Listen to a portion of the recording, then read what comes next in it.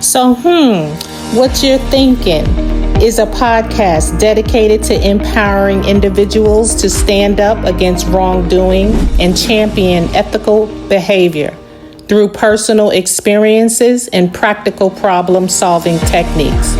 We tackle challenging topics with honesty and insight, welcoming all perspectives, regardless of race, age, political views, or belief.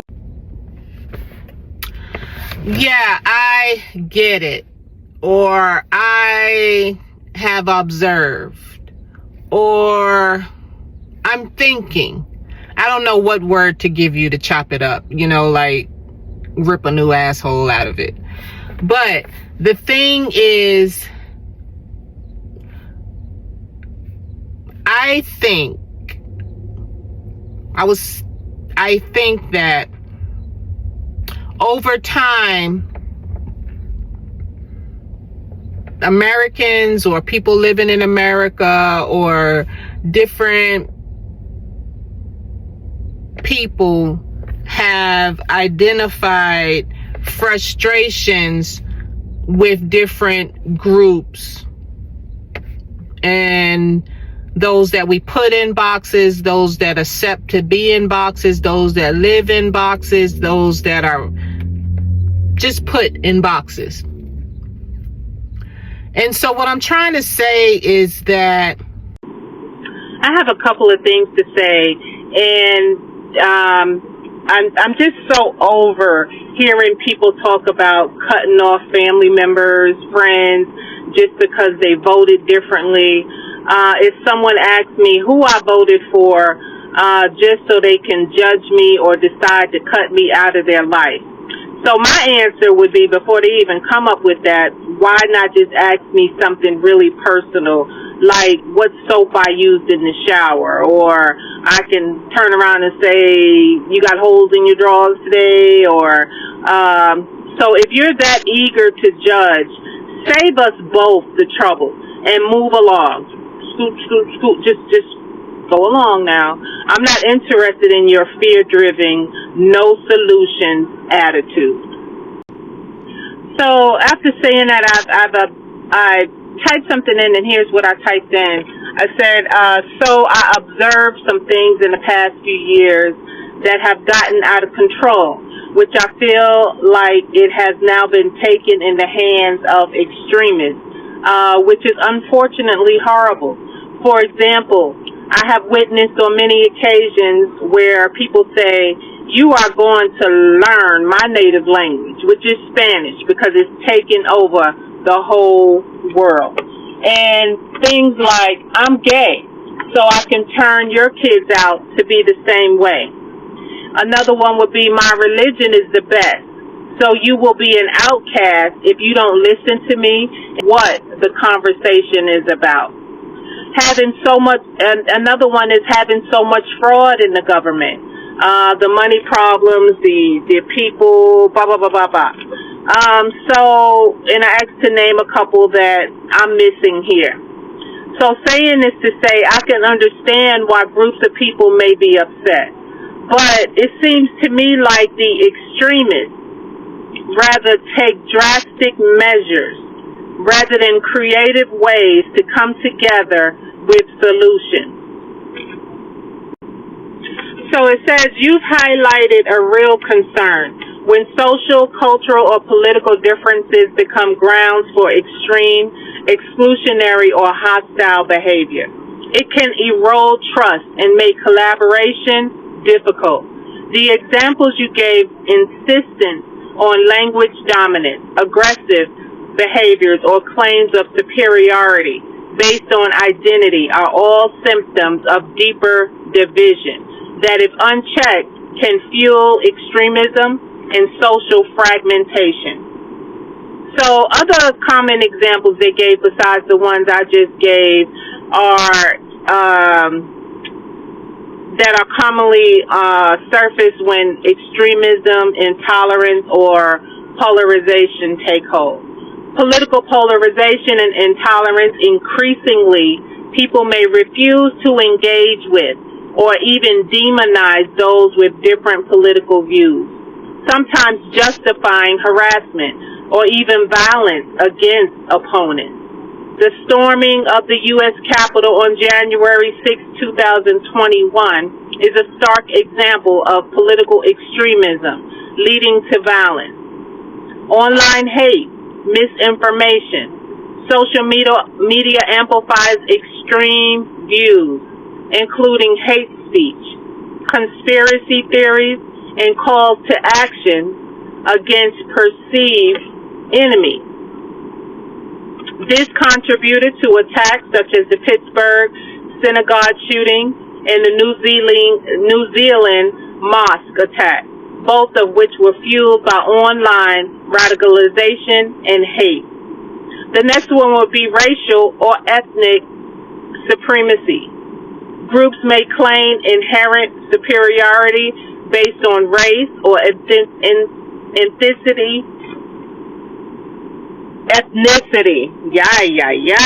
leading to hate crimes, exclusion, or violence. White nationalist marches and attacks are prominent examples. Anti-immigrant sentiment. Some communities react to demographic change by scapegoating immigrants, blaming them for economic or social problems, and sometimes resorting to violence or exclusionary policies. Why we gotta fight each other? I don't get it. I mean, good gracious. Religious intolerance. Beyond, this can include harassment, discrimination, or violence against people of other faiths, or those with no religious beliefs, as well as attempts to impose religious law or norms on others. The sexual orientation and gender identity hostility. Beyond the examples that I've mentioned, this includes harassment, bullying, violence against LGBTQ plus individuals, or efforts to deny them rights and recognition. Government distrust and conspiracy theories. Widespread fraud allegations, deep state conspiracies, and anti-government militancy can drive people to reject democratic processes or engage in violent actions against institutions. Economic exclusion and classism. Discrimination based on socioeconomic status, including exclusion from opportunities, services, or fair treatment, can also foster resentment and division. Why extremism escalates?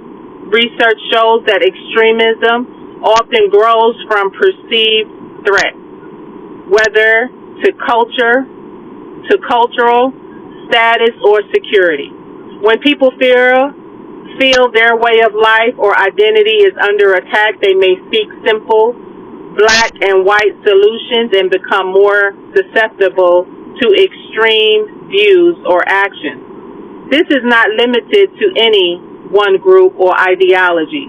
Both right-wing and left-wing extremes can display similar patterns of intolerance and hostility. Constructive alternatives. While extremism tends to divide, there are proven creative ways to address social conflict and foster inclusion. Open dialogue and active listening. Encouraging honest, respectful conversation can help people understand each other's perspectives and reduce hostility. Community collaboration. Local partnerships between diverse groups, government, and organizations can address community challenges and build trust. Cultural awareness training. Educating people about different cultures, identities, and experiences can reduce prejudice and foster empathy. That hasn't happened. Up to a certain extent. Empathy building activities, exercises like walk a mile in my shoes or storytelling circles help participants appreciate others' experience and perspectives. I totally agree with that. I don't know. Everybody's different. Innovative social programs, cross-sector collaboration, and creative problem solving, such as mentorship programs for marginalized youth or inclusive public spaces, can address root causes of division. Some things I'm just hearing lately, it's not going to be easy. It's hard. I mean, however, they coming down on that division, man. They coming down on it, especially as this country has been hating black people. The things I'm seeing and I'm hearing is so sick. It's like, it hurts so much, and it's not good.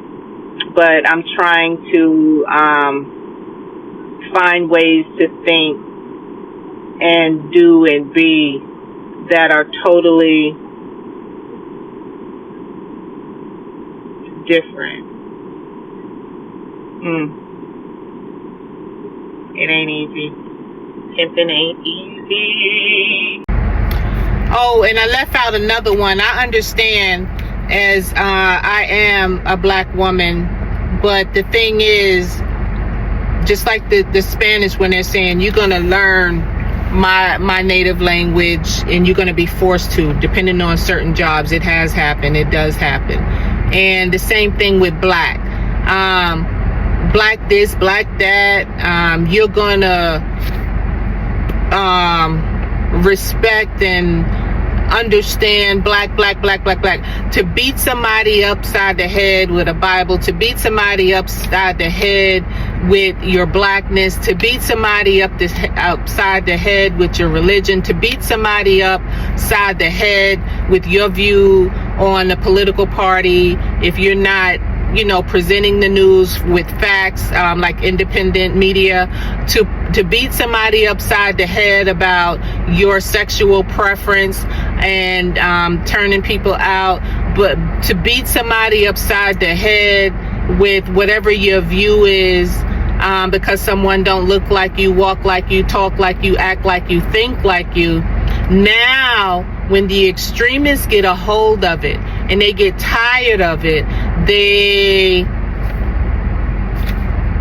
all these laws, all these orders, all these whatever are coming out, there has to be another way to do things. There has to be another way to do things.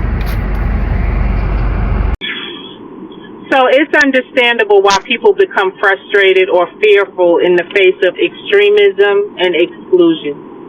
However, history and research show that sustainable solutions come from creative, inclusive approaches that build bridges rather than walls. Recognizing the patterns of extremism is the first step towards fostering a more just and collaborative society. And to add to that, I wanted to say that so many people out here are so creative, to just get to the point of not being scared and getting quiet and listen to what's in your heart, and letting your creativity out in many different ways, whether it's however you want to do it, whether it's through painting, whether it's through the way you walk, the way you jog, the way you sing, the way you rap, the way you play your instrument. You know what I'm saying? The way, you have those that are successful with doing the things that they do, and that can be a part of it too, in that creative aspect of getting messages across and bringing people together, if that's what they want to do. Because those that continue to try to separate and divide and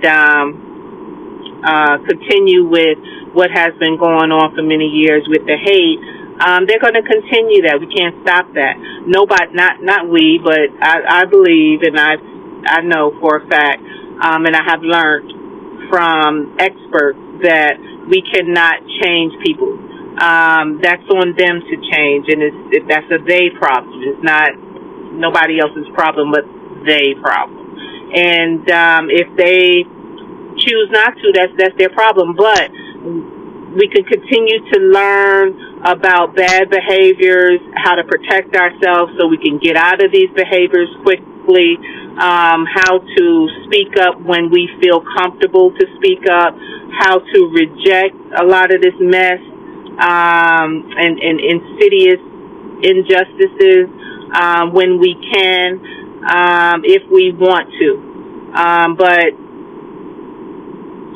I don't know what else to say. I'm just thinking out loud and I'm sharing. Anyway, have a great day. Peace. Wait a minute, I just thought about something. As I'm walking, I was thinking, we talk about don't give them your energy. Don't give them your time of the day. Squash their madness, blah, blah, blah, blah. But then, when we think about it, I could say, you some sick-ass motherfucker. The way you act, the things you do, just sick. But what is that going to do? It's going to fuel their fire. They're going to be off in the cut like, got him. I got him mad. I got him angry. I got them turning into who I am, which is like an extremist.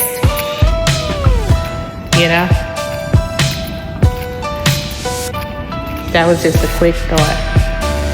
We say, don't give them the time of the day. We say, they're not going to get my energy.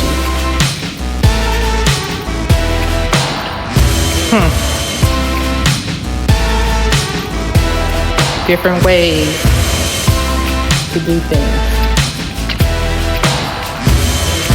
Gotta get 10 steps ahead. Okay, so what I want to add to this before it's totally closed out is that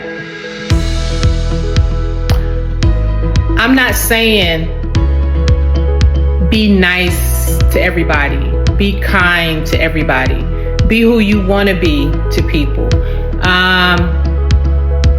I think I can only speak for myself. I have gotten Martin Luther King,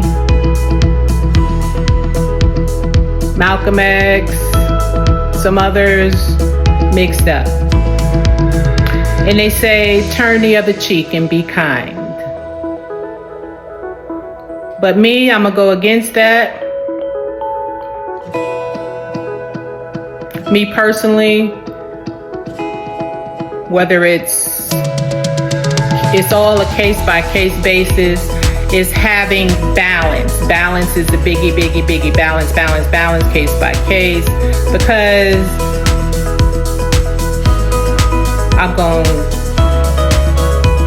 I'll curse a joker out. I'll tell somebody about themselves. I know how to know when to react and how to react.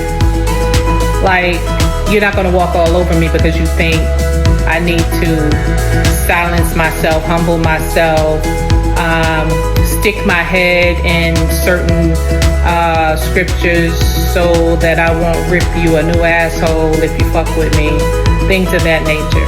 So no, I'm not saying take from people at times, just know when and how to do it. Something like that.